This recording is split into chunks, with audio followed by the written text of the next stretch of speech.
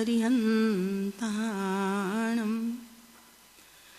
नमो सिद्धाणं नमो आयर्याणं नमो वजायाणं नमो लोये सव्वसाहुणं एषो पञ्च नमुक्कहारो सव्वपावपणासनो मङ्गलानं च सव्वेसिं परमं हवै मङ्गलम् अर्हन्तो भगवन्त इन्द्रमहितः सिद्धाश्च सिद्धिस्थिताः आचार्या जिनशासनोन्नतिकराः पूज्या उपाध्यायका श्रीसिद्धान्तसुपाठका मुनिवरा रत्नत्रयाः राधका पञ्चैते परमेष्ठिनः प्रतिदिनं कुर्वन्तु मङ्गलम् ओंकारबिन्दुसंयुक्तं नित्यं ध्यायन्ति योगिनः कामदं मोक्षदं चैव ओंकाराय नमो नमः। अज्ञानतिमिरान्धानां ज्ञानाञ्जनशलाकया चक्षुरुन्मीलितं येन तस्मै श्रीगुरवे नमः। महादेव्या कुक्षिरत्नं शब्दजितरवात्मजं श्रीराजचन्द्रमहं वन्दे तत्त्वलोचनदायकं प्रभो तत्त्वलोचनदायकं देवकुले समुत्पन्नं रत्नकुक्ष्या विभूषणं श्रीजी प्रभु महं वन्दे आत्मशान्ति प्रदायकं प्रभु तत्त्वलोचनदायकम्। प्रार्थना।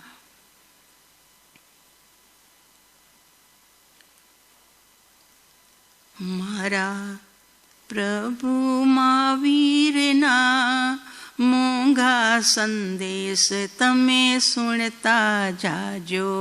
मारा प्रभु महावीरना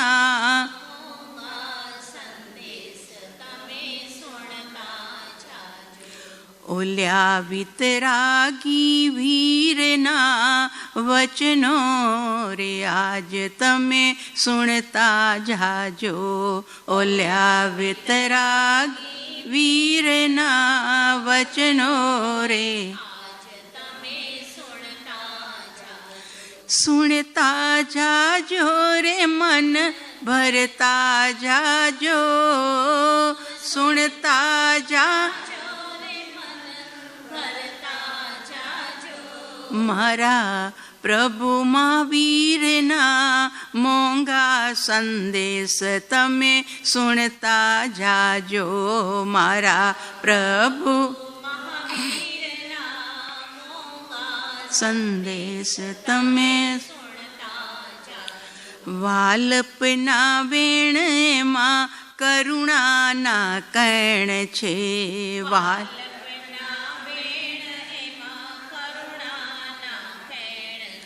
एना आदेश तमे पाड़ता जाजो। एना आदेश तमे पाड़ता जाजो।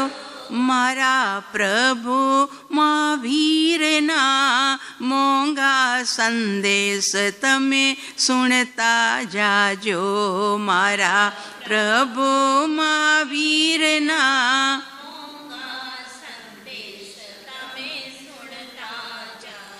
ગરવા છે ગીત એમાં સતના સંગીત છે.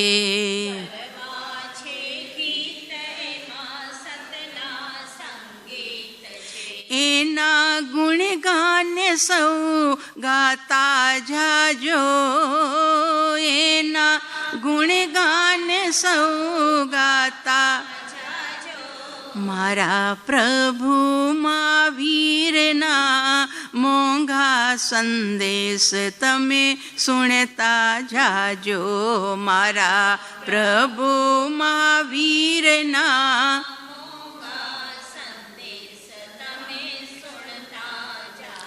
આત્મના રંગ એમાં ઉરના ઉમંગ છે. આત્મના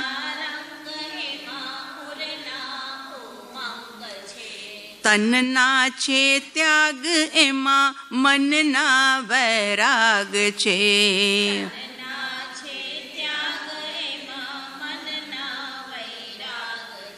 એના ગુણગાન તમે કરતા જાજો. એના ગુણગાન તમે કરતા જાજો. મારા પ્રભુ મહાવીરના મોંઘા સંદેશ તમે સુણતા જાજો. મારા પ્રભુ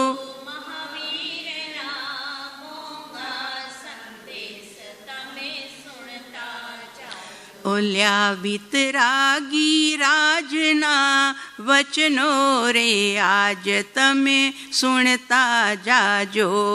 ઓલ્યા વિતરાગી રાજના વચનો રે આજ તમે સુણતા જાજો.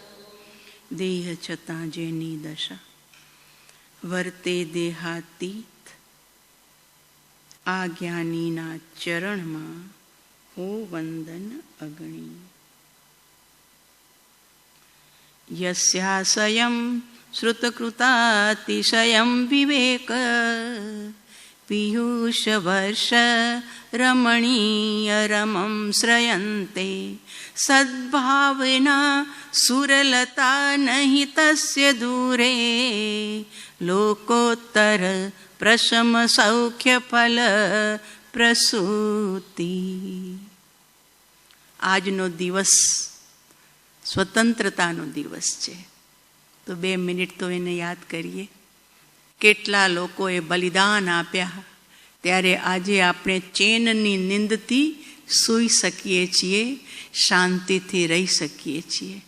ભારત સ્વતંત્ર થયું, જેમ પિંજરામાંથી પક્ષી સ્વતંત્ર થઈને ઉડે ને, ઉડાન ભરે, બહુ ખુશ હોય છે. કેદમાંથી કેદી જ્યારે બહાર નીકળે છે, દિવસો ગણતો હોય અને એમાં તારીખ આવે છૂટા થવાની, બહુ પ્રસન્ન હોય છે. અને 9 મહિના પછી બાળક જ્યારે માતાની કુક્ષીમાંથી આ જગતમાં બહાર આવી અને શ્વાસ લે છે, ત્યારે એને પણ ભીતર પ્રસન્નતા હોય છે. એમાં દેશ આજના દિવસે લોકો રાતના ભારત સ્વતંત્ર થયું 1947માં સવારમાં લોકોએ ઉત્સવ મનાવ્યો. અમે નાના હતા ને, સ્કૂલમાં ભણતા, ત્યારે પ્રભાત ફેરી ચાલતી, એમાં એક ગીત ગાતા, જાગો હિન્દ બાલ સુપ્રભાત આજે, જાગો ભારત લોકો ધન્ય ઘડી આજે. હિન્દના બાળકો જાગો, ગલીએ ગલીએ જતા, ગલીએ ગલીએ ગાતા ગાતા પ્રભાત ફેરી ચાલતી કે હિન્દના લોકો આજે તમે ઉત્સવ મનાવો. કેમ? આજે તમારા ઉપરથી ગુલામી હટી ગઈ છે. અત્યારે તો આત્મનિર્ભર બનવાની નરેન્દ્રજી વાત કરી રહ્યા છે. આત્મનિર્ભર બનો. અહીંયા તો 2 મિનિટ 2 પગલે ચાલવું હોય તો વાહનની ઈચ્છા કરીએ, ક્યાંક મળે વાહન તો એમાં બેસીને જઈએ, ચાલવું જ નથી લોકોને. જુઓ, આત્મનિર્ભર બનવાની વાત ચાલે છે, સ્વતંત્રતાની વાત ચાલે છે, અને જીવ દિવસે દિવસે એટલો બધો પરતંત્ર થાય છે. પહેલાં અમે જોયું છે કે જ્યારે પુરુષો મુંબઈ કમાવતા અને પરિવાર કચ્છમાં રહેતો ને, તો ભાઈ લોકો કચ્છમાં આવે, કદી કપડાં બહેનોને ધોવા ન આપે, હાથે કપડાં ધોવાના હતા, લેડીઝ કપડાં ધોતી, કોઈ કામવાળા ક્યાં હતા, પણ કદી આપે નહીં. એ દોસ્તની ટોળકી સીધી કૂવે જાય, ત્યાં નાવે ધોવે, પોતાના કપડાં ધોઈ અને પાછા આવે. આ કચ્છની સ્વતંત્રતા હતી. પોતાના કપડાં પોતે ધોવાના, વડીલોને કે ઘરની કોઈ પણ મહિલાને નહીં આપવાના, એવી એમનાની અંદરમાં ખુમારી હતી. એ ખુમારી દાઢી બનાવવાની હોય તો કોઈની ઘરે જ ન કરે, ઘરે કરી લે પોતે. કારણ કે શાના માટે?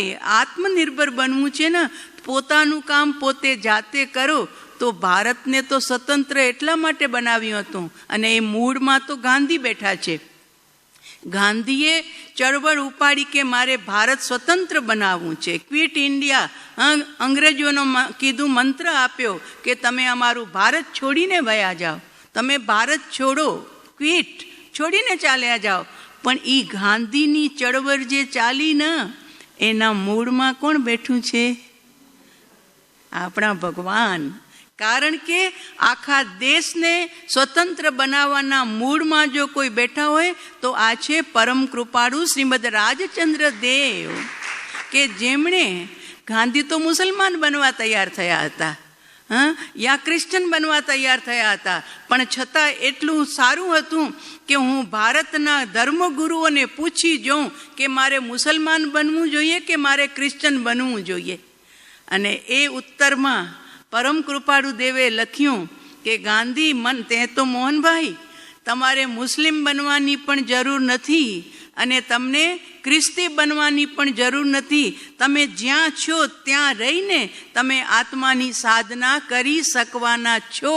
એવો ઉત્તર પરમ કૃપાળુ દેવે દર્બનમાં રહેલા ગાંધીજીને આપ્યો. એટલે ગાંધીજી સ્થિર થઈ ગયા. હિન્દુ ધર્મમાંથી પણ મુક્તિ મળી શકે છે, આવી દ્રઢતા જ્યારે એમના દિલમાં સ્થિર થઈ. પણ એ સ્થિર કરનારા કોણ? તો કે આ પુરુષ. આમણે સ્થિરતા કરી, નહીં તો કદાચ અલ્લાહો અકબર બોલતા થઈ ગયા હોત, યા તો ક્રોસ બનાવતા થઈ ગયા હોત. પણ ભારતમાં હિન્દુ તરીકે ગાંધી રહ્યા, એનું મૂળ કારણ એ કવિરાજ કહેતા હતા. એવા આપણા પરમ કૃપાળુ દેવ કે જેમણે ગાંધીજીના દિલમાં સ્થાન જમાવી દીધું. એટલે ગાંધી અહિંસાના પણ પૂજારી થયા. એમની જે સત્યના પ્રયોગોની કથા છે, યા પરમ કૃપાળુ દેવની જન્મ જયંતિ જ્યારે જ્યારે ઉજવાય છે, ત્યારે ત્યારે પ્રમુખ સ્થાને એમને બિરાજમાન કરવામાં આવ્યા છે. ત્યારે એમના પ્રવચનની અંદરમાં એમણે ઘણી બધી વાતો પરમ કૃપાળુ દેવની કરી છે કે મેં કુંડા ભરી અને અહિંસાનું પાન જો કર્યું હોય તો એ શ્રીમદ કવિરાજમાંથી મેં અહિંસાના પાનના કુંડા ભરીને પાન કર્યું છે, તે ત્યાં સુધી ખૂનીને પણ માફ કરતા હું શીખી ગયો છું. તો ઘણા લોકોએ ભારત સ્વતંત્ર થવામાં ઘણા લોકોએ પોતાના બલિદાન આપ્યા છે. ભગતસિંહ, સુખદેવ વગેરે વગેરે ઘણા નામ. જૈનો પણ છે. સૌથી પહેલું બલિદાન દેનારા પંજાબના દિગંબર જૈન હતા. એમનું નામ હવે હું ભૂલી ગઈ છું. સૌથી પહેલાં એમણે અને એમના નાના ભત્રીજાએ એ બંને તોપની સામે ઊભા રાખી, બાંધી અને બંનેને અંગ્રેજોએ ખતમ કર્યા. એટલે જૈનો પણ આ ભારત સ્વતંત્ર થવામાં બલિદાન આપ્યા છે. આપણને ખબર નથી. આખી એક પુસ્તિકા બહાર આવી છે, ગઈ સાલ જ મળી છે મને, કે કોણે કોણે ભારતને સ્વતંત્ર કરવામાં જાનની કુરબાની આપી છે. ખાલી ભાષણ નહીં, જાનની કુરબાની આપી છે. એમાં સૌથી પહેલું દ્રષ્ટાંત હતું એ દિગંબર જૈનનું, કે જેણે કાકા અને ભત્રીજાએ પોતાની જાનની કુરબાની આપી દીધી દેશને આઝાદ બનાવવા માટે. આવા તો કેટલાના દ્રષ્ટાંત છે. તો આ બધાના બલિદાન ઉપર આપણને દેશ આઝાદ થયું છે. તો એવા એ કુરબાન દેશ માટે થનારાને આપણે સલામી કરીએ કે આપે આજે અમને સ્વતંત્રતા આપીને ગયા છો. તો એવી સ્વતંત્રતા દેનારા ગાંધી મુખ્ય હતા. પણ એ ગાંધીના દિલમાં તો પરમ કૃપાળુ દેવ બિરાજમાન હતા. માટે જાગો હિંદબાલ, સુપ્રભાત આજે, જાગો ભારત લોકો, ધન્ય ઘડી આવી. તમારા માટે સ્વતંત્રતાની ધન્ય ઘડી આવી. હવે જંજીરો નહીં, હવે અંગ્રેજીની ગુલામી નહીં. તો આ વાત જ્યારે જ્યારે દિવસ આવે છે ત્યારે હર ભારતીયના દિલમાં એ વાત અવશ્ય આવે છે. એટલે તો ઠેકાણે ઠેકાણે ધ્વજવંદન થાય છે, ઠેકાણે ઠેકાણે કાંઈ ને કાંઈ મેળાવડા થાય છે. ભારત આઝાદીનું ઉત્સવ મનાવવામાં આવે છે. આવો ઉત્સવ મનાવવામાં આપણે આપણા પરમ કૃપાળુ દેવને થેન્ક્સ કહીએ કે પ્રભુ આપ આ ભારતની ધરતી ઉપર પધાર્યા, આપે ગાંધીને પ્રતિબોધ કર્યો, તો આપે રાજાને પ્રતિબોધ કર્યો, તો પ્રજા સુખી થઈ ગઈ. ભારતને સ્વતંત્ર બનાવવામાં પણ આપનું યોગબળ, અને પછી પૂરી જિંદગી 33.5 વર્ષ સુધી આત્માને પણ આઝાદી અપાવવા માટે આપે બોધ વરસાવ્યો. બંને આઝાદી, દેશ પણ આઝાદ બનાવવામાં આપનું યોગદાન, અને આત્માને પણ આઝાદ બનાવવા માટે આપનો બોધ આત્મસિદ્ધિજી શાસ્ત્રમાં અત્યારે પણ આમ તરવરતો પડ્યો છે, પ્યોર ગુજરાતી ભાષામાં. અપૂર્વ અવસરમાં, મૂળ માર્ગમાં, બહુ પુણ્ય કેરા પુંજમાં, બધામાંથી એક લાઈન મળી જાય ને, પરમ આપણા સાહેબજી કહે છે એમ, એક ગાથા માત્ર પકડી લ્યો તો પણ તમારા આત્માની મુક્તિ તમે માણી શકો એવું અંદરમાં રહસ્ય ધરવાયેલું છે. અને એના માટે તો સ્વયં સાહેબ લખીને ગયા કે સત્પુરુષના એક એક વાક્યમાં, એક એક શબ્દમાં અનંત આગમ રહ્યા છે. તે કેમ હશે? ખોજીએ તો ખબર પડે, ખોલીએ તો ખબર પડે, એને ખોતરીએ તો ખબર પડે કે કેવી રીતે અનંત આગમ સાહેબ આપ એમાં ભરીને ગયા છો. આ તો પરમ કૃપાળુ દેવનું વચન છે, અત્યંત માર્મિક, અત્યંત રહસ્યપૂર્ણ. એ રહસ્યને ખોલવા માટે આપણો પુરુષાર્થ જેટલો થાય એટલો, જેટલો ક્ષેપ સમય એટલો, જેટલી શક્તિઓ એટલો, પણ એ જો ખોલતા જશું તો અવશ્ય આપણે પણ ત્યાં સુધી જે એમની નેમ હતી કે ભારતના લોકો, અરે વિશ્વના તમામ લોકો આઝાદી પ્રાપ્ત કરે શેનાથી? તો કે મોહથી. દર્શન મોહ જે અનંત કાળથી આત્માને પકડીને બેઠું છે, એ વિપરીત માન્યતા રૂપી મિથ્યાત્વ, એનાથી જીવ મુક્ત બને. કોઈ પણ સંતો આપણી જે અત્યારે પરમ ચાલે છે વાત સ્વાધ્યાયની અંદરમાં, એ વિનય વિજયજી મહારાજ સાહેબ પણ એ જ વાત કરી રહ્યા છે. કારણ કે જ્ઞાની એક હશે તો પણ બધાનો મત એક જ હશે, ને અનંત હશે તો પણ મત એક જ હશે. અજ્ઞાની એક હોય એના 1000 મત, અને જ્ઞાની 1000 હોય તો એક જ મત. એક જ સરખી વાત ચાલશે, શબ્દો જુદા હશે, પણ વાતનો જે આશય છે એમાં તો લગીરે ફરક ન હશે. તો આપણે ગયા શ્લોકમાં જોયું હતું કે આત્માને રખડાવનાર શું છે? તો કે અવિવેક. અવિવેક. જ્યાં વિવેક નથી ત્યાં ગોળ ને ખોળ સરખા છે, અને જ્યાં સુધી અવિવેક અંદરમાં છે ત્યાં સુધી અંદરમાં જે એકત્વનું બંધન છે એ જીવ છોડી શકતું નથી. બધે મમત્વ, શરીર મારું, ધન મારું, ઘર મારું, સગા મારા, દીકરા મારા, જમીન જાયદાદ મારી, એટલે મારાપણાનો ભાવ તે ક્યાં સુધી? તો કે જીવે ત્યાં સુધી તો હોય જ હોય, પણ જ્યારે પ્રાણ છૂટી ગયા ને, શરીર છૂટી ગયું, વસ્તુ પણ છૂટી ગઈ, બીજા જન્મમાં જન્મ થઈ ગયો, પણ આસક્તિ તો ભેગી ને ભેગી ગઈ. એટલે એ આસક્તિના સંસ્કાર, એ ગલુડિયા તરીકે જન્મ્યો તો ગલી મારી, ગલી મારી. એ બીજા ગલીના કૂતરાને આવવા ન દે. નાના નાના ગલુડિયા પણ ભોંકે, ભસે, ત્યાંથી ભગાડે કે જાઓ આ અમારી ગલી છે, તમારી નહીં, બીજી ગલીમાં વયા જાઓ. સંસ્કાર અમારી ગલી એટલે મારાપણાનો ભાવ. એટલે સૌથી પહેલી સાધના માટે કીધું વિવેક જ્ઞાન પ્રગટાવો. અને વિવેક જ્ઞાન જેમણે જેમણે પ્રગટાવ્યું છે ને, સમયસારજીના સંવર અધિકારમાં વેદ વિજ્ઞાનત સિદ્ધા સિદ્ધા એ કિલ કેચન અસ્યૈવ ભાવતા બધા બધા યે કિલ કેચન.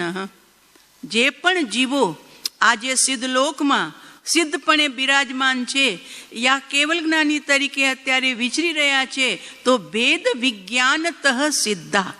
ભેદ વિજ્ઞાન એટલે વિવેક જ્ઞાન પ્રગટાવ્યું, ભેદ કરી નાખ્યું. ભેદ કર્યો શેમાં? તો કે મારું શું અને પરાયું શું. આ જેમણે ભેદ જ્ઞાન પ્રગટ કર્યું, આજની ગાથા પણ એ જ કહેવા માંગે છે કે જેમની પાસે વિવેકરૂપી અમૃત હશે, પિયુષ, વિવેક પિયુષ વર્ષ રમણીય રમમ શ્રયંતે, જે આત્મા વિવેક એટલે ભેદ જ્ઞાન રૂપી અમૃતનું જે પાન કરશે તે પોતાના ભીતરમાં રહેલા ભગવાનનો આશ્રય કરશે. એટલે કે લોકોત્તર પ્રસમ સૌખ્ય ફલ પ્રસૂતિ, લોકથી ઉત્તર, લૌકિક નહીં લોકોત્તર એવા પ્રસમ સૌખ્યનું, પ્રસમ એટલે ઉપસમનું સુખ, ભીતરમાં કસાયો ઉપસમ યા તો ભીતરમાં કસાયોનો ક્ષય, એવું પ્રસમ રસનું સુખ એ જીવ પ્રાપ્ત કરશે. અને એ ન પ્રાપ્ત થાય ત્યાં સુધી શું કરવું જોઈએ? તો પણ એ લખ્યું સંવર અધિકારમાં, એ લખ્યું કુંદકુંદ આચાર્ય ભગવાનના સમયસારજી. અને આ કળશ છે આપણા અમૃતચંદ્ર આચાર્ય દેવના. તો કે ભાવયત ભેદ વિજ્ઞાન, ત્યાં સુધી શું કરું સાહેબ? વિવેક પ્રગટ્યો નથી ત્યાં સુધી. તો કે ભાવયત, ભાવના કર, ભાવતો જ રે, ભાવતો જ રે. ભાવયત ભેદ વિજ્ઞાન, કેવી રીતે? ઇદમ અચ્છિન્ન ધારયા, અચ્છિન્ન, વચમાં ભેદ નહીં કરતો, વચ્ચે છેદ નહીં કરતો, વચ્ચે વિરામ નહીં લેતો. એવું નહીં, ઘરના કામ કરવા પડે, ભોજન કરવા બેસો તો પણ ભેદ જ્ઞાનની ભીતર ધારા ચાલતી રહેવી જોઈએ, ચાલી શકે છે. જલ લેતા હોઈએ તો પણ ભેદ જ્ઞાનની ધારા ચાલતી હોય, ઘરના કામ કરતા પણ ભેદ જ્ઞાનની ધારા. એવું નહીં કે હાથ જોડીને જ બેસી રહીએ. તો કે આવી રીતે કેવી રીતે કરી શકીએ? ઘરના કામ હોય કે નહીં, દુકાનના કામ હોય કે નહીં, બધા કામ ચાલુ હોય અને છતાં ભેદ જ્ઞાનની ધારા જીવ ચલાવી શકે છે. એના માટે તો પરમ કૃપાળુ દેવ આપણા પાસે આદર્શ રૂપ છે કે ધંધો પણ કરતા રહ્યા અને ભીતરથી ભેદ પણ કરતા રહ્યા. બહુ મોંઘી વાત છે, જરી કઠણ વાત જરૂર છે, પણ અભ્યાસ અભ્યાસ અભ્યાસને ખેંચે છે. એટલે અભ્યાસ જો જીવ રાખે તો ધીરે ધીરે એમાં જરૂર એ ફૂલ થાય, એમાં એ આગળ વધતા વધતા પૂરી તૈયારી ભેદ જ્ઞાનની કરી શકે. એટલે શું કીધું કે ભાવયત ભેદ વિજ્ઞાન, વિવેક જ્ઞાનને ભાવવું જોઈએ. કેવી રીતે? અવિચ્છિન્ન ધારયા, તૂટે નહીં અંદરની ધારા. જમવા બેઠા તો પણ વિવેક, આ ભાડું અપાઈ રહ્યું છે, આમાં મારું કાંઈ નથી, કારણ કે આત્માનું ભોજન આ નથી. આ આહારના કોડિયા તો પૂદગલ રૂપે પૂદગલમાં જઈ રહ્યા છે, મારા માટે આ ભોજન નથી. મારું ભોજન તો જ્ઞાન દર્શન અને ચારિત્ર છે, એ મારું ભોજન છે. જલ પીતા પણ આ મારું પીણું નથી, મારું પીણું તો જ્ઞાનામૃતમ ભોજનમ છે. જ્ઞાનરૂપી અમૃતને હું પીનારો છું, પણ અનાદિકાલથી આ દેહ સાથે મેં પંગા પાડ્યા છે, એટલે દેહને ભાડું આપું છું, પણ આ દેહ તે જુદો છે. પ્રતિ સમય આવું ભેદ જ્ઞાન, ભાવેદ ભેદ વિજ્ઞાન ઇદમ અચ્છિન્ન ધારયા. ક્યાં સુધી? તો કે તાવત એટલે ત્યાં સુધી, યાવત બીજાથી પરાચ્યુત્વા જ્ઞાનમ જ્ઞાને પ્રતિષ્ઠતે, ત્યાં સુધી ભેદ વિજ્ઞાનને ભાવજે. તો કે જ્યાં સુધી, યાવત પરાચ્યુત્વા એટલે પર પદાર્થથી, પર ભાવોથી, વિકલ્પોથી, સંકલ્પોથી, બધાથી હટીને તારું જ્ઞાન, જ્ઞાને પ્રતિષ્ઠતે, તારો ઉપયોગ જે પ્રતિ સમય પર સાથે જોડાય છે એવો ઉપયોગ પોતાના ઘર તરફ ઢળે અને ઢળતું ઢળતું ઢળતું એ જ્ઞાન અંદરમાં રહેલા ત્રિકાલી ભગવાન સાથે મિલાન ન કરે ત્યાં સુધી ભાવયેત ભેદ વિજ્ઞાન ઇદમ અચ્છિન્ન ધારયા તાવત યાવત પરાચ્યુત્વા જ્ઞાનમ જ્ઞાને પ્રતિષ્ઠતે. કેટલું સુંદર આ શ્લોક છે.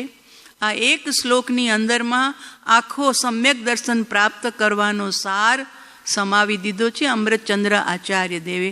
આપણા માટે કેટલી સિમ્પલ સંસ્કૃત ભાષાની અંદરમાં આ બોધ લખ્યો છે. આજની ગાથા પણ એ જ કહે છે કે જો તને પ્રસમ રસના સુખને જો પામવું છે, ઉપસમ રસના સુખને જો પામવું છે, તો તારી ભીતરમાં શ્રુતકૃતાતિશયમ વિવેક, જ્ઞાનીઓના બોધ દ્વારા, શ્રુતકૃત એટલે જ્ઞાન દ્વારા. શ્રુત તો પોતાની મેળે વાંચીએ તો માત્ર માર્ગ મળે, મર્મ ન મળે. એટલા માટે માથે જ્ઞાની રાખવા જરૂરી હોય છે. અને એ જ્ઞાનીના બોધ દ્વારા 2 દિવસ પહેલા ભગવાન પારસનાથનું ગયું ને, મોક્ષ કલ્યાણક. ભગવાન નિર્વાણ પામી ગયા તે દિવસે, એને તો હજારો વર્ષો થઈ ગયા. પણ એ નિર્વાણ પામવા પૂર્વે મૂળ ક્યાંથી શરૂ થયા એમના? તો કે પ્રસમ સુખથી, ઉપસમ ભાવથી. તો ઉપસમ ભાવ ક્યારે પ્રગટાવ્યો ભગવાન પારસનાથના જીવે? તો કે વિવેક કર્યો ત્યારે. તો વિવેક ક્યારે કર્યો? તો કે જ્ઞાનીના બોધથી. પોતાની મેળે કાન ગુરુદેવના આત્મસિદ્ધિજીના પ્રવચન જો તમે વાંચ્યા હશે તો, આમ તો એમના પ્રવચનની અંદરમાં જ્ઞાયકની જ વાત આવે, પુણ્ય પાપ બધું દૂર આવે, કોઈ વચમાં આવે જ નહીં, પોતાના સ્વરૂપની જ વાત છે. પણ આત્મસિદ્ધિજીના પ્રવચનો ઉપર, આત્મસિદ્ધિજી ઉપર જે પ્રવચન કર્યા છે એમાં જ્યારે જ્યારે સદગુરુનો મહિમા આવ્યો છે ત્યારે એમના મુખે એ પ્રવચનની અંદરમાં આવ્યું છે કે જીવનમાં એક વખત તારો અનાદિનો જે મિથ્યાત્વનો અંધકાર, અનાદિની જે તારી ઉલટી ચાલ, એ ચાલમાંથી બહાર નીકળવા માટે અને મિથ્યાત્વના અંધેરામાંથી બહાર આવવા માટે સદગુરુ ખપશે ને ખપશે. એ એમના પ્રવચને જે ગાતા આવી છે એ પ્રમાણે એમણે મહિમા કર્યો છે.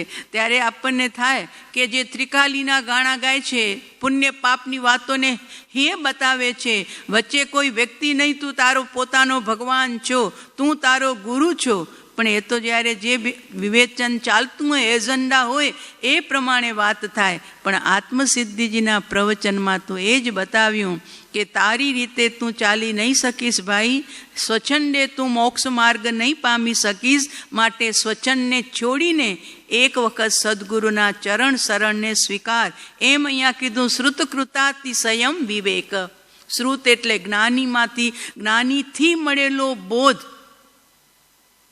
ભગવાન પારસનાથના જીવને મરુભૂતિના ભાવમાં બોધ ન મળ્યો, શાલીનતા હતી, સજ્જનતા હતી. સજ્જનતાના બધા જ ગુણ હતા. એ સજ્જનતા હતી માટે તો પોતાના ભાઈને ખમાવા ગયા. ઓલો તાપસ થઈને બેઠો તો કમઠેને, નહીં તો જરૂર નથી ખમાવા જવાની. પણ એમની પાસે સજ્જનતા હતી. તો કે ના, ગમે તેમ તો મારો ભાઈ છે ને, એણે ભૂલ કરી અને એને રાજા સાહેબે નગરી બહાર કર્યો, પણ મારે એની સામે ક્ષમાપના કરી લેવી જોઈએ. અને એ ક્ષમાપના કરવા ગયા, એ એમની સજ્જનતા. અને જ્યાં ખમાવા માટે મસ્તક ઝુકાવ્યું ત્યારે આની હજુ ઘણી બધી દુર્ભવ્યતા હતી. એટલે અંદરમાં તીવ્ર કસાય, બદમાશ મને નગરીમાંથી બહાર ધકેલ્યો, મને નગરીમાં બદનામ કર્યું, ત્યારે તું ક્યાં ગયો તો હવે મને ખમતખમણા કરાવવા આવ્યો છે? એટલે ગુસ્સો આવ્યો અને એ ગુસ્સામાં પથ્થર ઉઠાવી અને ઝૂકેલા એવા મરુભૂતિના મસ્તક ઉપર દે માર્યો. અને ત્યાં જ ખોપડી ફૂટી ગઈ. નાના ભાઈ હતા, મરુભૂતિ નાના હતા, કમઠ મોટો હતો. મોટા ભાઈએ નાના ભાઈનો વધ કર્યો. અરવિંદ રાજાને ખબર મળ્યા કે કેમ 4 દિવસ ત્યાં મરુભૂતિ દરબારમાં હાજર નથી થયો, તપાસ કરો. પૂછા કરવા ગયા ઘરે. પત્ની કે મને એમ કે રાજા સાહેબે કોઈ કામે મોકલાવ્યા હશે, આવ્યા જ નથી, 4 દિવસ થયા. તપાસ કરતા ખબર પડી કે ઓહો, જ્યાં આશ્રમની બારે એની લાશ પડી હતી, ખોપડી ફૂટેલી હતી. તપાસ કરતા ખબર પડી ગઈ કમઠ તાપસે એમનું ખૂન કરી નાખ્યું છે. એ વાત તો ગઈ. અરવિંદ રાજર્ષિને વૈરાગ્ય આવી ગયું કે ઓહો, આવો શાંત, આવો સુશીલ, આવો સજ્જન, આવો શાલીનતા સબર મારો મરુભૂતિ, એને કમઠે મારી નાખ્યો, ભૂલ પોતાની અને ઉપરથી એને આવી સજા આપી. ધિકાર છે આ સંસારને, ભાઈ ભાઈનો નથી થઈ શકતો. વૈરાગ્ય આવ્યું અરવિંદ રાજાને અને મુનિ બની અને સંયમ સ્વીકારી લીધું. આ તરફ મરુભૂતિનો જીવ છેલ્લે પથ્થર પડ્યું, ખોપરી ફૂટી, આર્ત ધ્યાનમાં વયા ગયા. વેદના આવીને આર્ત ધ્યાનમાં ગયા. અને આર્ત ધ્યાન એટલે તિર્યંજ ગતિનું આયુષ્ય આપનાર છે. રૌદ્ર ધ્યાન નરક ગતિનું આયુષ્ય આપે. આયુષ્ય બંધાયું ત્યાંથી એમનું ટ્રાન્સફર મરુભૂતિનું હાથીના ભાવમાં થઈ ગયું. જંગલી હાથી તુફાન કરે છે, જંગલની અંદરમાં ભટકે છે, વૃક્ષને ઉખેડે છે, દાળીઓને ઉખેડે છે, કોઈ અજાણ્યો પુરુષ જાતો એને કચડી નાખે છે, સૂંટમાં પકડી અને ઉછાળી નાખે છે. તોફાન ચાલે છે વર્ષો સુધી. એમાં એક વખત જો વાત કરવી છે વિવેકની, જાનવરની દુનિયામાં પણ વિવેક પ્રગટ્યો અને વિવેક પ્રગટાવવામાં નિમિત્ત બન્યા સદગુરુદેવ. એમ આપણને સદગુરુદેવનો યોગ મળ્યો છે અને એ યોગને ત્યાં સુધી લઈ જઈએ કે આપણા ભીતરમાં વિવેક જ્ઞાન પ્રગટે અને બે પાઠ પડી જાય.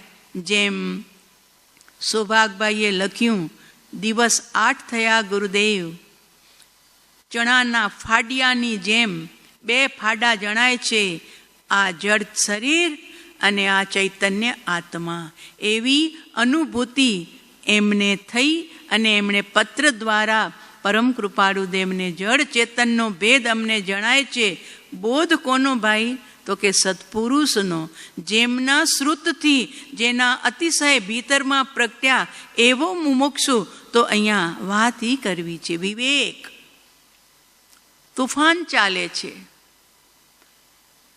એક સાર્થવા ત્યાંથી પસાર થવા માટે દિનદિમ વગડાવે છે કે જેને પણ અટવી ઓળંગવી હોય, સાર્થવા જવાનું છે તો એ જમાનામાં અટવી ઓળંગવા માટે એકલા નહોતું જવાતું. ચોર, લૂંટારા, ડાકુ લૂંટી લે એટલે સાર્થવા સાથે જાય તો સાધુ સંતોનો સંઘ પણ સાથે ભળી જાય, આહાર પાણીની પણ વ્યવસ્થા મળે, એટલા માટે સંઘ સાથે જોડાઈ જાય.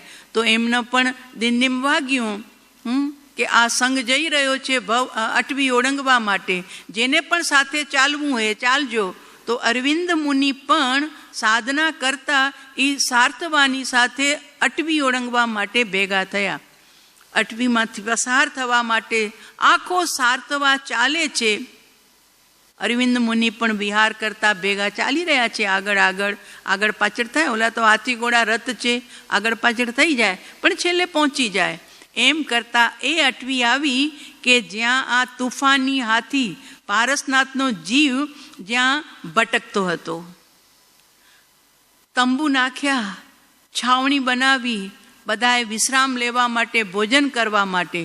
અને હાથીને ખબર પડી કે આજે મારા એરિયામાં લોકો આવ્યા છે, હાથી ઘોડા આવ્યા છે, એટલે ચડ્યો તુફાને. વધુ લોકોને જોઈને વધુ તુફાને ચડ્યો એટલે હાથીઓની સાથે લડવા લાગ્યો, ઘોડાઓને પટકવા લાગ્યો, બાંધેલા ટેન્ટોને તોડવા લાગ્યો.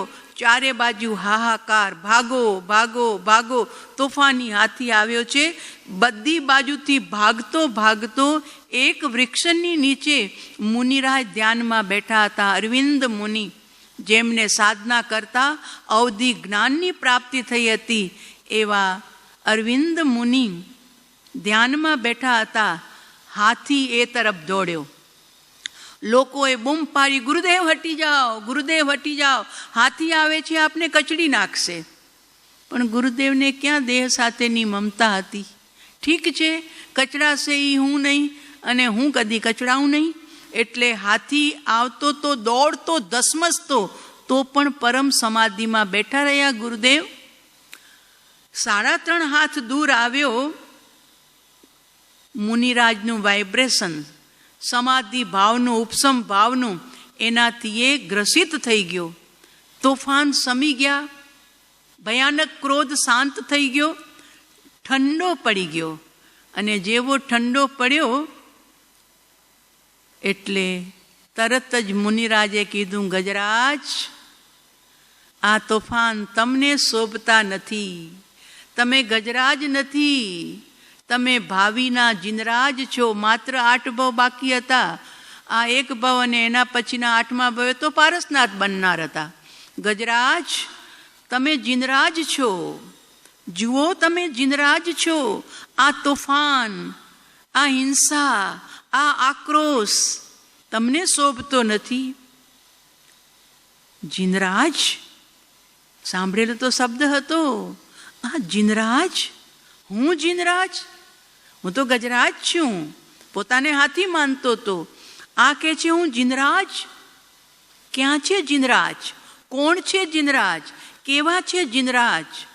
જરીક ઉહાપો થયો પડલ હટ્યું, આવરણ હટ્યું અને જાતિ સ્મરણ જ્ઞાન થઈ ગયું. મુનિના 2 શબ્દે જાતિ સ્મરણ જ્ઞાન થઈ ગયું. ગજરાજ, તું જીનરાજ છો, ગજરાજ નથી. પૂર્વ ભવ દેખાયો. ઓહો, માનવમાંથી હું જાનવર થઈ ગયો.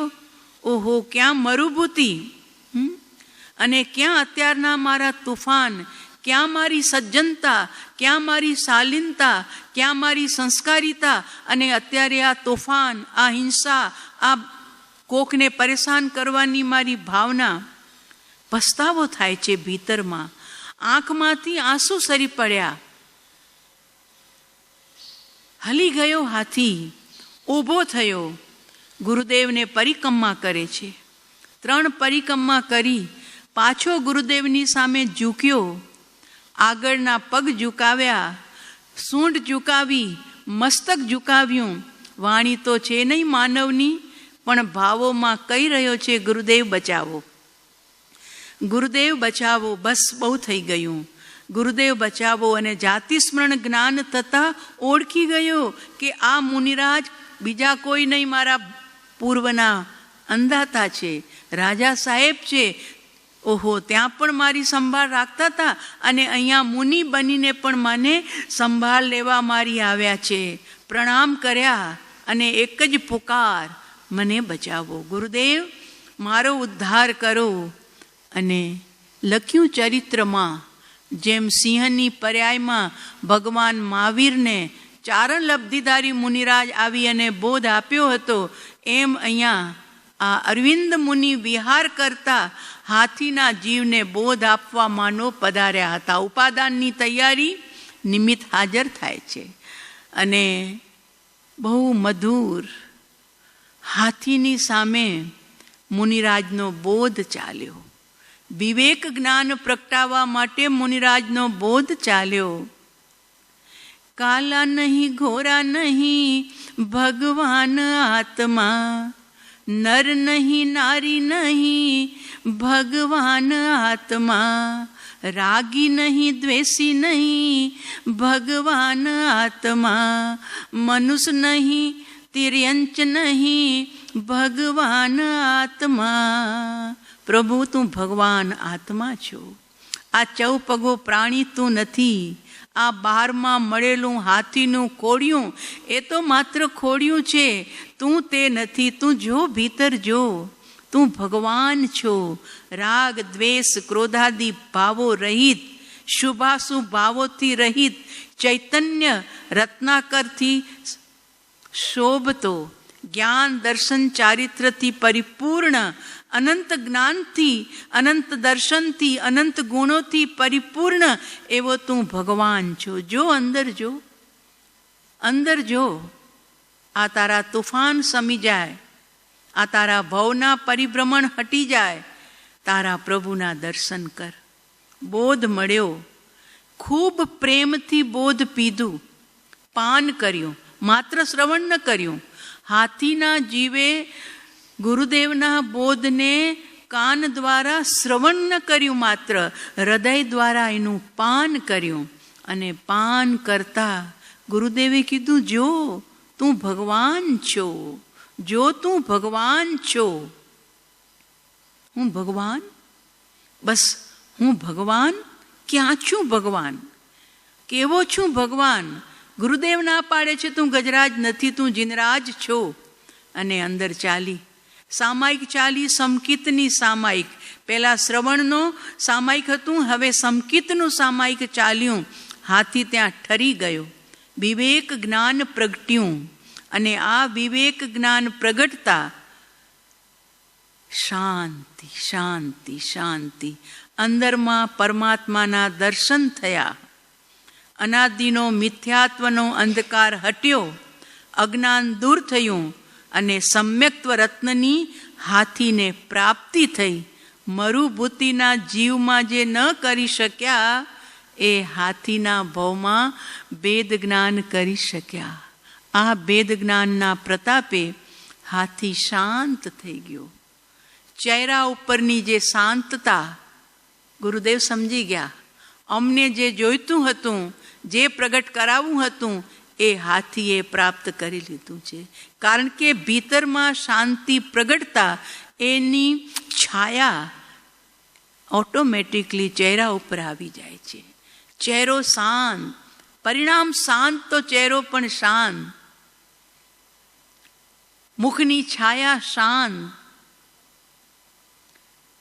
મરુભૂતિને જગાડ્યો. મરુભૂતિ જાગ, હવે તમે ભગવાન સ્વરૂપને પ્રાપ્ત કરી લીધું છે. તમારા ભગવાન સ્વરૂપને હવે તમે જાળવી રાખજો, ભૂલતા નહીં. કારણ કે તમે થોડા વખતમાં ભગવાન બનનાર છો, 23માં ભગવાન, અને ભગવાન થઈને આ જગતથી કેવલ જ્ઞાન પામી અને મુક્તિને ભરનાર છો તમે.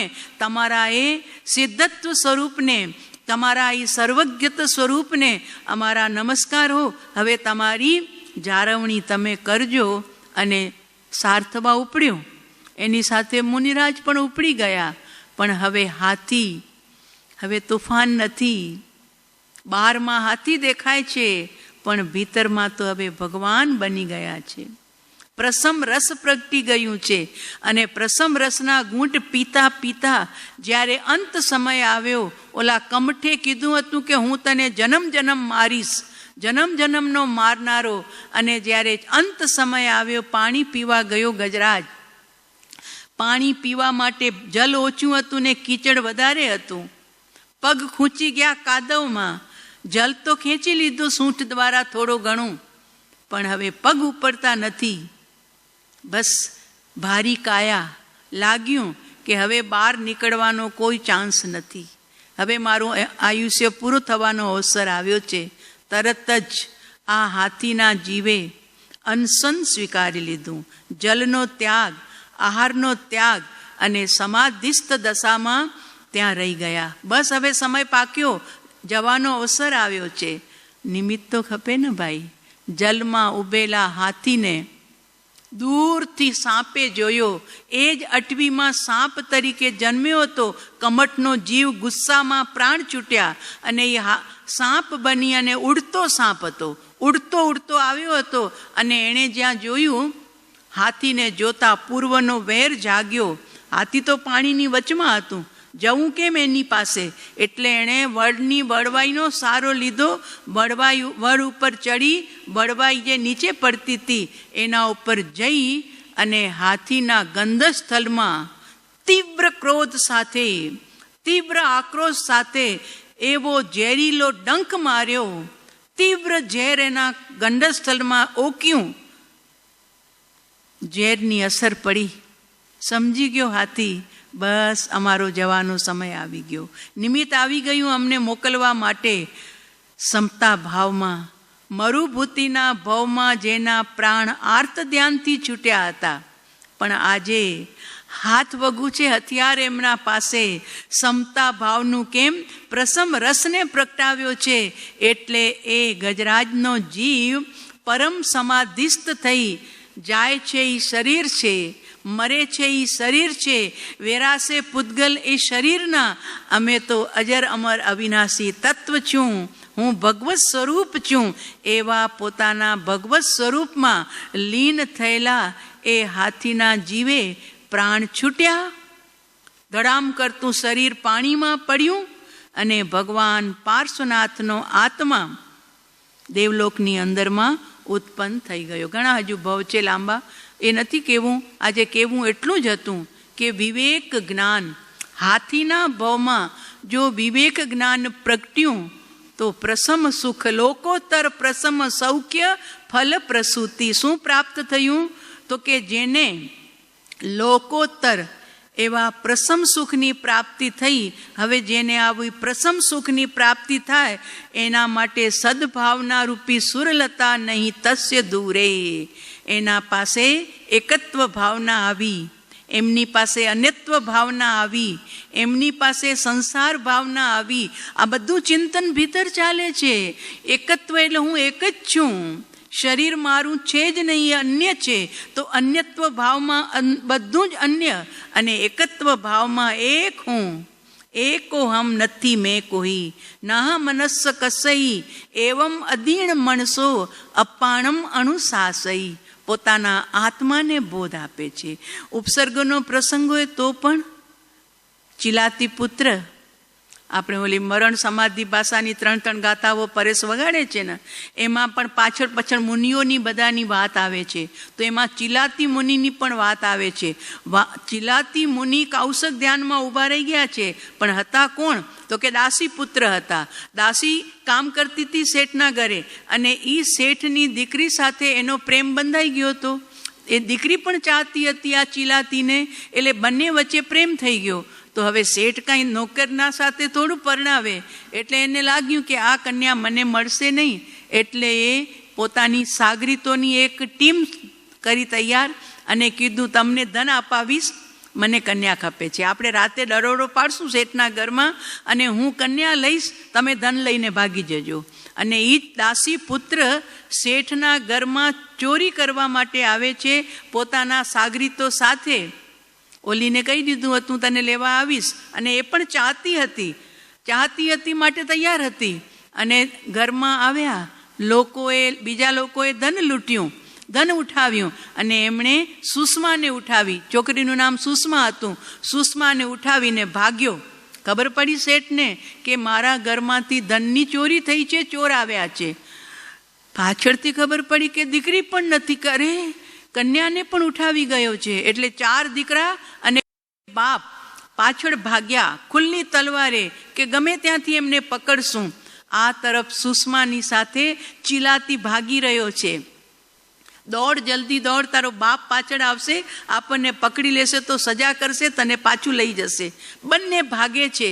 પણ આ તો હવે સુકુમાલ કુમારી હતી, કદી પગલાં માંડ્યા નહોતા ધરતી ઉપર. તો કે હું થાકી ગઈ છું, મારાથી ચલાતું નથી, તું મને ઉપાડી લે. એટલે ચિલાતી પોતાના ખભે સુષ્માને ઉપાડી લે છે. પણ હવે વજન વધી ગયું, એટલે ચાલવામાં દોડવામાં થોડી સ્પીડ ધીમી પડી.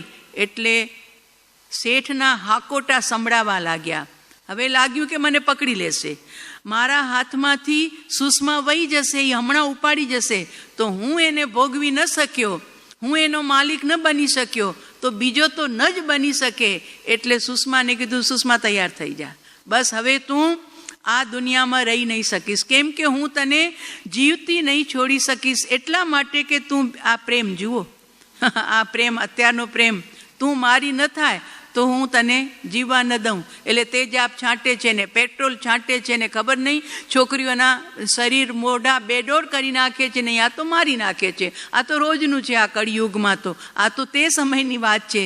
તો કે તું કોઈની ન થાય, મારી ન થઈ શકી માટે તું કોઈની ન થાય. એટલે સુષ્માને ઊભી રાખી. તલવાર હતી પોતાના બેટે, એ તલવાર કાઢી અને સુષ્માનું મસ્તક ઉડાવી નાખ્યું. મસ્તક ઉડાવી, માથું પકડી લીધું, લોહી નીંગળતું, એક હાથમાં સુષ્માનું મસ્તક, બીજા હાથમાં નંગી તલવાર, બંને લઈને ભાગ્યો કે શેઠ આવીને મને મારી નાખશે, યા પકડી લેશે, રાજાની જેલમાં મને કેદ કરાવશે. એટલે ભાગ્યો. જેટલું દોડાય એટલું, હવે તો વજન નહોતું ને, એટલે દોડ્યો. આ તરફ શેઠ, એના દીકરા આવ્યા, જોયું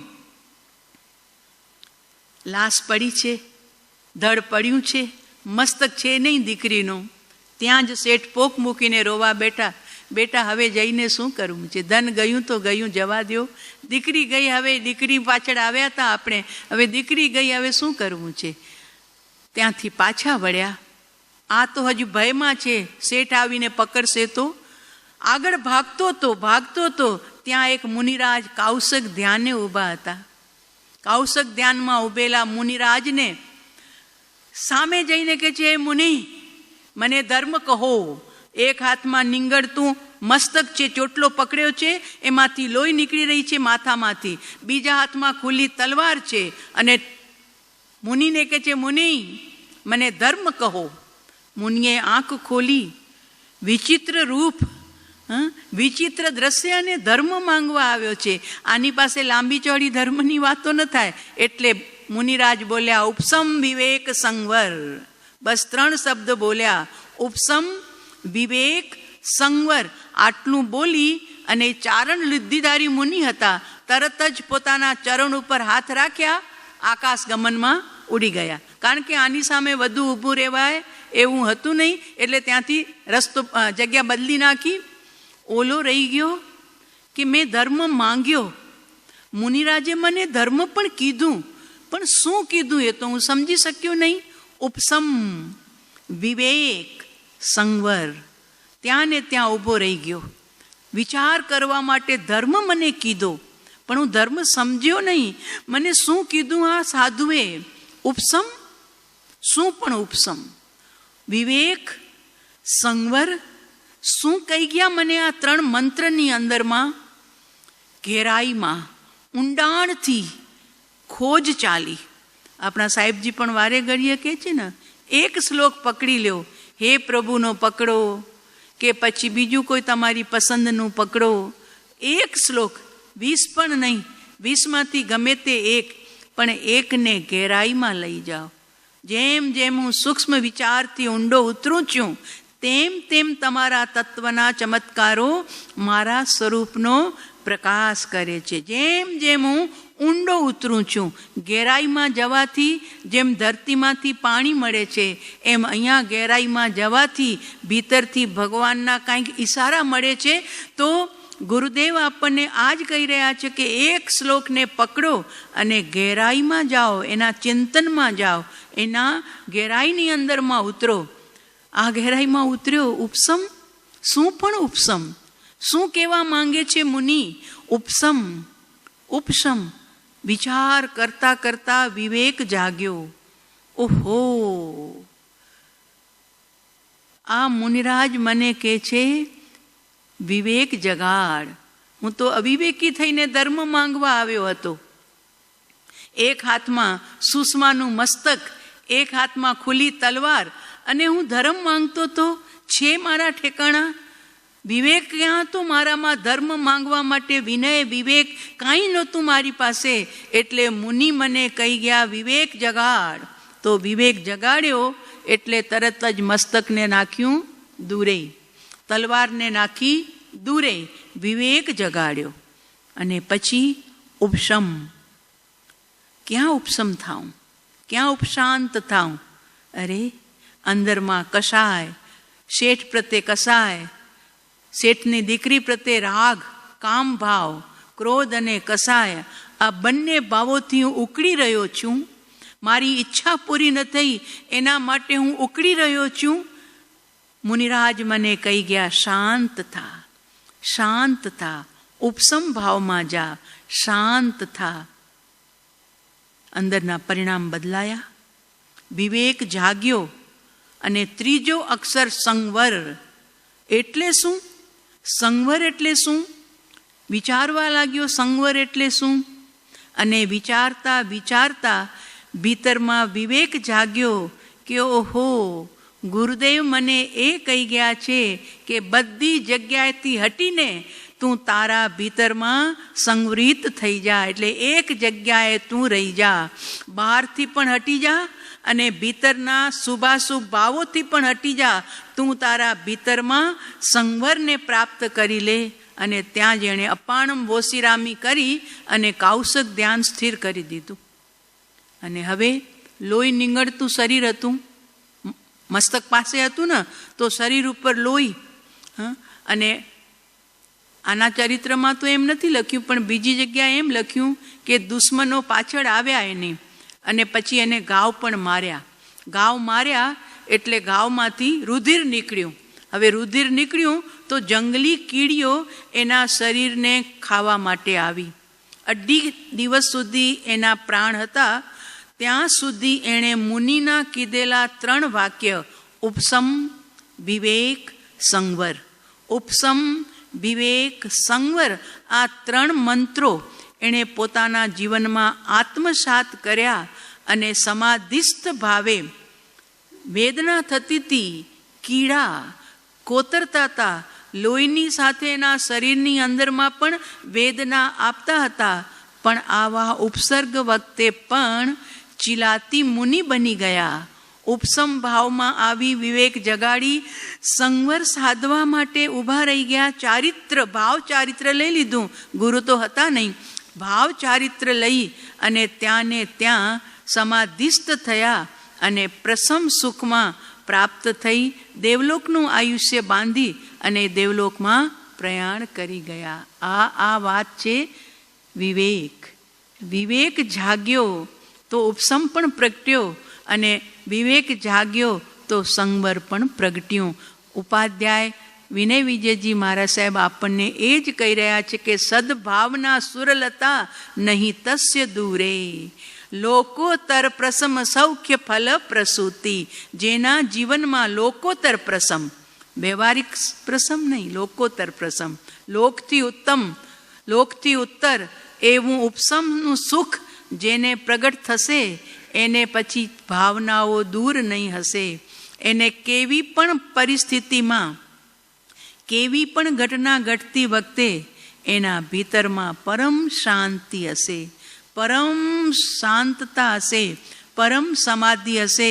જેવી સમાધિ હાથીએ પ્રાપ્ત કરી, જેવી સમાધિ ચિલાતી મુનિએ પ્રાપ્ત કરી, એવી જ સમાધિ દરેક જીવો પ્રાપ્ત કરે છે અને તે મુક્તિ તરફ પ્રયાણ કરે છે. આ રીતે લોકોતર પ્રસમ સુખની વાત કરી અને હવે સદભાવના પીરસવી છે ને એમને, સદભાવના. તો થાળ બતાવવું છે પહેલાં એક સાથે કે અમારે ત્યાં મેનુમાં આજે આ છે. મેનુ હોય ને પહેલાં પૂછી લઈએ ને આજે શું શું બનાવ્યું છે, પછી એમાંથી આપણી ચોઈસ હોય.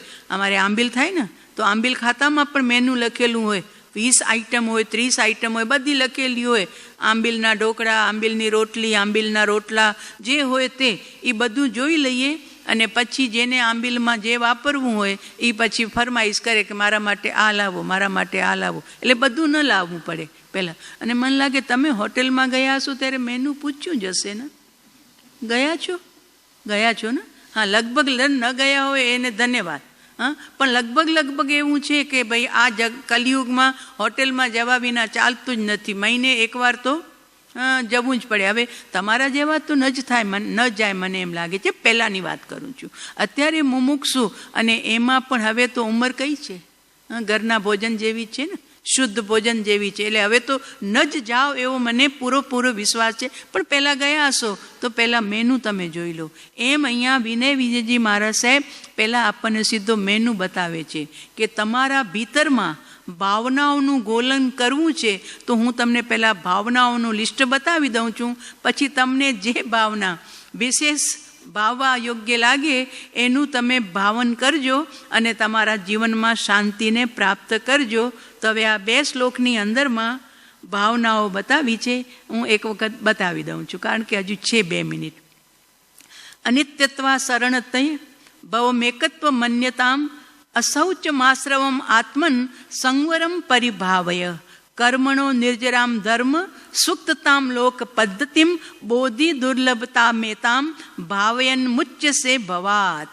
આ ભાવનાઓ ભાવવાથી જીવ ભવાત મુચ્યસે, એટલે હે જીવ તું ભવથી મુક્ત થઈ જઈશ. કઈ ભાવના? તો કે પહેલી અનિત્ય ભાવના, બીજી અશરણ ભાવના, ત્રીજી ભવમ એટલે સંસાર ભાવના, ચોથી એકત્વ ભાવના, પાંચમી અન્યત્વ ભાવના, છઠ્ઠી અશૌચ એટલે અસુચિ ભાવના, સાતમી આશ્રવ ભાવના, આઠમી સંવર ભાવના પરિભાવય એટલે તું સંવરને ભાવજે. પછી કર્મણો નિર્જરામ એટલે 9મી નિર્જરા ભાવના, જેમાંથી કર્મની નિર્જરા થાય છે. 10મી ધર્મ ભાવના, 11મી લોક ભાવના, લોક સ્વરૂપ ભાવના, અને 12મી બોધિ દુર્લભ ભાવના. એતામ ભાવયન ભવાત મુચ્યસે. હે જીવ, આ ભાવનાઓને ભાવતા તું પણ ભવથી મુક્ત થઈ જઈશ. આપણી પાસે અષ્ટમીની ભક્તિની અંદરમાં પણ શોર્ટની અંદરમાં પરમ કૃપાળુ દેવના વચનો સાહેબજીએ દાખલ કર્યા છે. આપણે હંમેશા આઠમના એ ભાવનાઓનું શોર્ટ ચિંતન, વાંચન, પઠન, મનન કરીએ જ છીએ. અહીંયા પણ ઉપાધ્યાય ભગવંત એ જ ભાવનાઓ બતાડી રહ્યા છે. કાર્તિકેયાનું પ્રેક્ષામાં કાર્તિક સ્વામીએ પણ 12 ભાવનાઓનું જ વિવેચન કર્યું છે. સંસાર, અનિત્ય, અશરણ વગેરે. દરેક જ્ઞાની પોતાની પાસે જે માલ છે એ માલ જગતના જીવોને એટલા માટે આપે છે, પ્રસિદ્ધિ માટે નહીં, પોતાની નામના કામના માટે નહીં, પણ અમને જેનાથી આનંદ આવ્યો છે, અમને જેનાથી સમાધિ પ્રાપ્ત થઈ છે, અમને જેનાથી કશાયોની ઉપશાંતિ થઈ છે, બસ એવું જગતના જીવોને પ્રાપ્ત થાવ. બસ કોઈ પણ જ્ઞાની હશે એના દિલમાં જગતના જીવો પ્રત્યે કરુણા ભાવ, નિરંતર કરુણા ભાવ વહેતો જ હોય છે. એવી કરુણાથી હૃદયની લેખની ચાલે છે. હાથ કામ કરે છે પણ ચાલે તો હૃદયની લેખની છે. જેમ પરમ કૃપાળુદેવ પોતે લખે છે ને કે અમે આ જે લખ્યું છે એ આત્માની શાહીમાં બોડી બોડીને લખ્યું છે. બોલો, આત્માની શાહીમાં બોડી બોડીને, એટલે આત્માને સ્પર્શી અને એમના એ વચનો નીકળ્યા છે ને એટલે લબ્ધિ વાક્યો છે. માત્ર એક વચન વાંચતા તો આનંદ આનંદ આનંદ થઈ જાય છે. અને એ વચન પાછું ફરીને 12 મહિને વાંચીએ તો એમાંથી કોક નવનીત મળે છે, અંદરથી નવું ને નવું નવનીત મળે છે.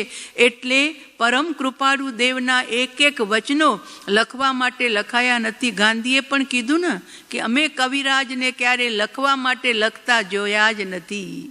જે પણ લખાયું છે એ ભીતરથી લખાયું છે અને એમાં પણ કરુણા બળી છે આપણા બધા જેવોની, કે એ કરુણાથી આ વાંચનો લખાયા છે.